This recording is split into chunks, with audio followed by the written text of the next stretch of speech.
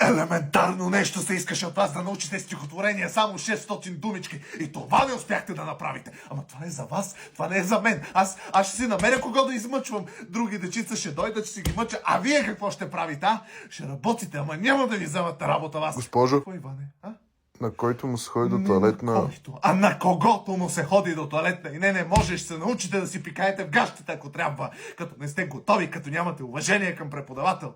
Това не ви е математика, това е литература, това е нещо важно. Това е за вас, за да се радвате. Искам да ви е приятно в часовете, да се научите на хубави стихотворения, да има приятна атмосфера. И вие и това разваляте, малки кретенчета такива. Защо? Това е защото съм прекалено добра с вас. Това е... Аз много пъти се повтарям. Госпожо Тъпикова, не бъди толкова добра с тях, не бъди толкова мила. Качват ти се на главата. Качихте ми се, значи, на главата! Телефоните. Чух телефон. Дин, дон. Който телефона не си предаде, ще стане страшно. Надушвам страха ти. Ела тук. Ела тук. Веднага!